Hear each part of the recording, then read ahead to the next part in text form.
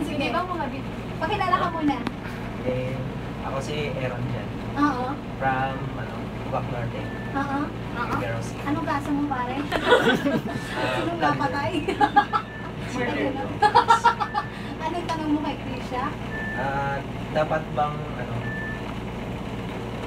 yung, kunwari, sa SIM card or Facebook account niya, dapat alam mo.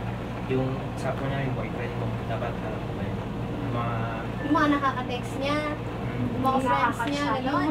dapat bang binibigay sa karelasyon? Napakaganda ng tanong niya. Ba, kunyari tayo mag-boyfriend tayo, wala ka nang yung privacy ba? Eh, nararapat ba talaga na sa isang relasyon, merong openness like, alam mo ang Facebook account ko, alam mo ang password ko, gano'n, di ba? Yun yung gusto niyong sabihin kasi gano'n din yung gusto kong mangyari. Hindi. Oo. Para sa akin hindi. Kasi Hindi ka favor? Tama. Hindi ako sumasang-ayon doon na kailangan alam niya lahat sa'yo. Kasi pag boyfriend pa lang kayo, kailangan niyo pa rin dalawa ng Privacy. Tama. Kahit nasabihin natin na bonded kayo, kasi in a relationship kayo, hindi pa rin dapat na alam niya lahat-lahat, alam ko kung sino ka-text mo, kung anong sinasabi ng ka-text mo sa'yo, kung anong i-reply mo, kung sino mga friends mo, hindi kailangan na gano'n.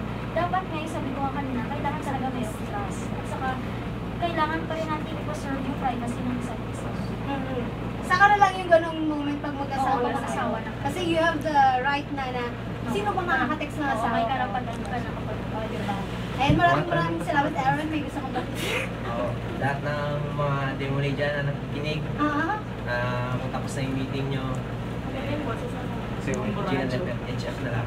At sa, good luck sa Ano yung sa MPGL na nagaganap ngayon, manood lang kayo sa Miniski natin. Yun lang po. Ayan, maraming salamat sa Aaron. At magbabalik pa po tayo mga kabarangay. Dito lang yan sa...